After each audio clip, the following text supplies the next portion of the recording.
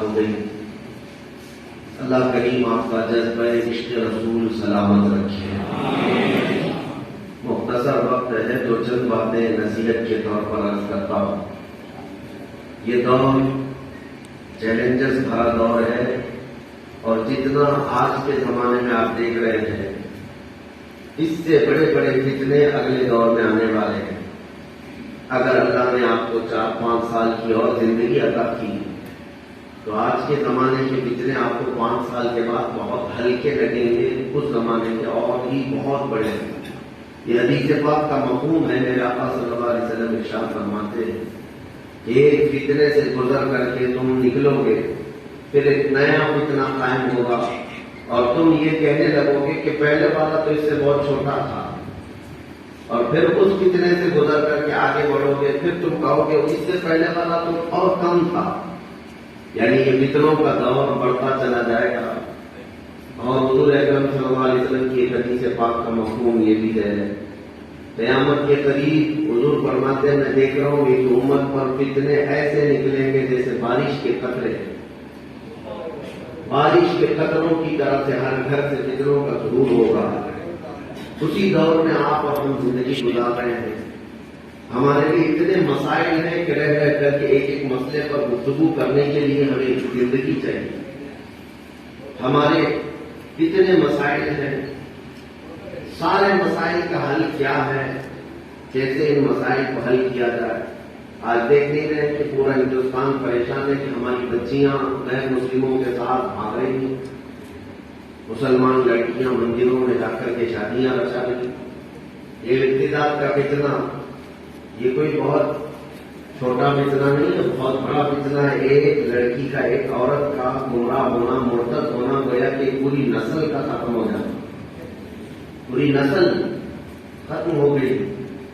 اس کے علاوہ ہماری مسجدوں کے مسائل، ہماری خانقاہوں کے مسائل، ہماری تعلیم کا مسئلہ، ہمارے بچوں کی جاب، ہمارے بزنس کا مسئلہ، تمہاری شناخت کا مسئلہ، تمہاری آئیڈینٹی، تمہاری گاڑیاں محفوظ نہیں، ٹوپیاں محفوظ نہیں، تمہارے جبے محفوظ نہیں، مسجد کے مینار اور ممبر محفوظ نہیں. رہ رہ کر کے کتنے مسائل کا میں آپ کے سامنے ذکر کروں. بے شمار مسائل. ان سب کا حل کیسے ہوگا؟ کیا کوئی آسمان سے یا کوئی زمین سے اچانک کوئی کرشمہ ہو جائے اور سارے مسائل حل ہو جائیں گے؟ نہیں. تمہیں خود کو بدلنا ہوگا. ان مسائل کے حل کے لیے آپ کو خود آگے آنا ہوگا. لیکن میں آپ کو بتاتا ہوں ایک پوائنٹ ایسا ہے جو سارے مسئلوں کا حل کر دیتا ہے. تمہارے ہاں اخلاق کی خرابی ہوگی. ہمارے نوجوان نشہ کے ایڈکٹ ہو چکے ہوں گے. بہت سارے لوگ آوارگی کر رہے ہوں گے. بہت سارے لوگ جاہل ہو چکے ہوں گے.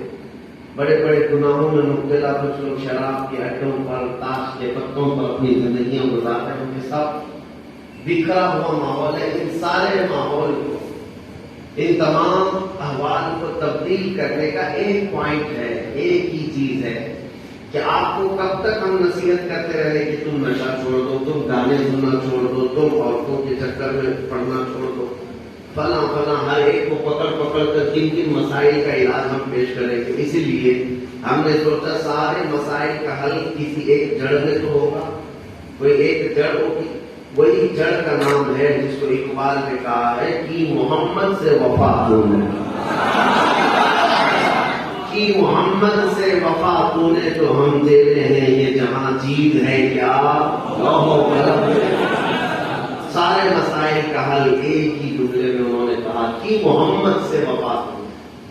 اور اسی لیے ان کا ایک دوسرا کلام ہے جس میں کہا کہ ان سے حضور اکرم صلی اللہ علیہ وسلم سے دور ہونا ہی ہماری پستی اور ذلت کا سبب ہے. ان کے جو ہم غلام تھے خلق کے پیشوا رہے. ان کے جو ہم غلام تھے خلق کے پیشوا رہے. ان سے پھرے جہاں پھرا پھر آئی کبھی وفا. سبب کچھ اور ہے جسے تو خود سمجھتا ہے، زوال بن رہے مومن کا بے زری سے نہیں ہوئے. بعض دانشور لوگ آج اٹھے ہوئے ہیں اور کہتے ہیں کہ مسلمانوں کے پاس اسباب کی کمی ہے، ہتھیار کی کمی ہے، تنظیم نہیں ہے ان کے پاس، تحریک نہیں ہے، کوئی لیڈر نہیں ہے، سیاست میں ان کا کوئی حصہ نہیں ہے، حکومت میں یہ جاتے نہیں ہیں، یہ سب مسائل ڈسکس کرتے ہیں۔ میں کہتا ہوں وہ 313 جو بدر میں گئے تھے وہ کتنے دولت مند تھے؟ کیا وہ سب پراپرٹیاں بنائے ہوئے لوگ تھے؟ کیا وہ سب پورے محلات تعمیر کیے ہوئے لوگ تھے؟ حقیقی بات یہ ہے کہ میں نے مصطفیٰ کریم صلی اللہ تعالیٰ علیہ وسلم کے وہ صحابہ جو بدر کے میدان تک پیدل چل کر کے گئے تھے، ان کے پیروں میں چپل بھی نہیں تھے، اور کیسر اور کسرا جیسی دو سپر پاور طاقتوں کو گھٹنے ٹیکنے پر مجبور کرنے والے صحابہ پیبند لگے کپڑے پہنتے تھے، ایک کھجور پر پورا دن گزارا کرتے تھے، لیکن بڑی بڑی طاقتیں ان کے سامنے گھٹنے ٹیکنے پر مجبور تھی۔ کیوں؟ اس لیے کہ وہ صحابہ تلوار، ہتھیار اور دولت و طاقت کے بھروسے پر میدان میں نہیں اترتے تھے، وہ عشق مصطفیٰ کے بھروسے آتے تھے۔ اگر حضور اکرم صلی اللہ تعالیٰ علیہ وسلم کی محبت ہمارے ساتھ ہے تو ساری دنیا ہم سر کر سکتے ہیں۔ اسی لیے میرے عزیزوں، اس دور کے ہزاروں فتنے آنے دو، ایک چیز اگر تمہارے ساتھ ہے تو بے خوف ہو کر جیو، بے خوف ہو کر جیو۔ تمہارے سونے کے لیے اگر گھر کی چھت نہ ہو تو بھی کوئی مسئلہ نہیں، تمہارے لیٹنے کے لیے اگر بستر نہ ہو تو کوئی بھی مسئلہ نہیں، کوئی مسئلہ نہیں، لیکن اگر تمہارے ساتھ میرے مصطفیٰ کی محبت ہے تو تم دنیا فتح کر سکتے ہو، سبحان اللہ، انقلاب لا سکتے ہو، انقلاب لا سکتے ہو۔ اسی لیے یہ صرف محبت مصطفیٰ نعروں میں نہیں ہوتی، محبت مصطفیٰ صرف ہماری زبانوں پہ نہیں ہوتی، تمہاری شکلوں میں بھی نظر آنی چاہیے۔ محبت مصطفیٰ صلی اللہ تعالیٰ علیہ وسلم تمہاری زندگی میں بھی نظر آئے۔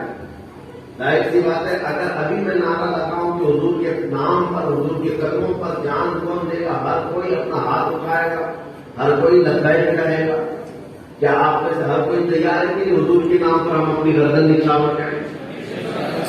یہ ہر ایک کا جذبہ ہے۔ میں جانتا ہوں ایک چھوٹے سے گاؤں میں رہنے والا بچہ سے لے کر بوڑھا حضور کے نام پر کون نہیں مر مٹنا چاہتا، لیکن میں یہ پوچھتا ہوں تم مرنے کو تیار ہو حضور کے نام پر تو بدلنے کو کیوں نہیں تیار؟ نبی کریم صلی اللہ تعالیٰ علیہ وسلم کے لیے بدل کر کے دکھاؤ۔ اس طرح کی تبدیلی جو مدینے میں آئی تھی، حضرت انس فرماتے ہیں ابھی شراب حرام نہیں ہوئی تھی مدینے میں، اور اس وقت شراب پی جاتی تھی، جگہ جگہ شراب کی دکانیں بھی رہتی تھی۔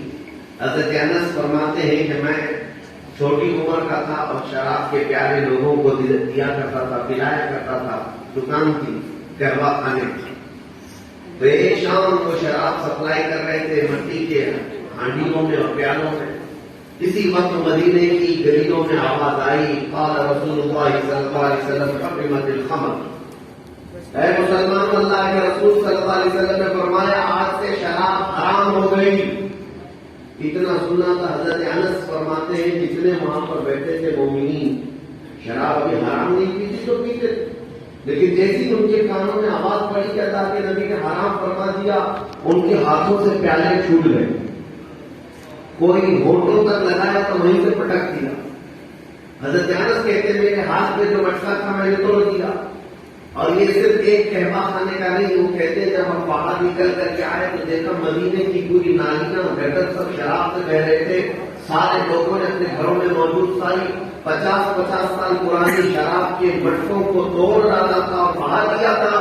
کس بات پر؟ ایک آواز میرے مصطفیٰ کی آئی، ایک فرمانے مصطفیٰ پر ان کا بدلنا ایسا تھا، ساری شرابیں انہوں نے بہا ڈالی۔ میرے عزیزوں، وہ صحابہ میں سے کسی ایک نے بھی آواز سن کر کے یہ نہیں کہا کہ ہم جا کر کے پہلے پوچھ لیں گے ابھی کبھی پی لیں کے بعد سے دیکھیں گے، نہیں، کانوں میں ایک بار آواز آ گئی کہ میرے آقا نے فرمایا ہے تو بدل دینا۔ یہ تبدیلی جس وقت تمہارے اندر آ گئی تو ایک انقلاب آ جائے گا، انقلاب آ جائے گا۔ آج کیا تمہارے مسجدوں کے ممبر سے علماء حدیث ہی بیان کرتے ہیں؟ آپ کو بیان کیا جاتا ہے اللہ کے رسول صلی اللہ علیہ وسلم کو یہ چیز پسند نہیں تھی، یہ چیز پسند نہیں تھی، ہمارے بچے سنتے بھی ہیں پھر بھی وہی چیزیں کرتے ہیں، تو پھر کون سا عشق رسول ہے، کون سی محبت ہے؟ اسی لیے میرے عزیزوں، اپنے گھروں سے تبدیلی کرو، اپنے گھروں سے بدلاؤ لاؤ، اور اس کے بعد پھر دیکھنا تمہارے جسموں میں، تمہارے روحوں میں جب حضور کی محبت سما جائے تو پھر تمہیں تنظیم، تحریک، فوج، حکومت، تخت، ہتھیار کسی چیز کی ضرورت نہیں ہوگی، ایک عاشق رسول یوں ہی گھومتا رہے کتوں کی نیند حرام ہو جاتی ہے.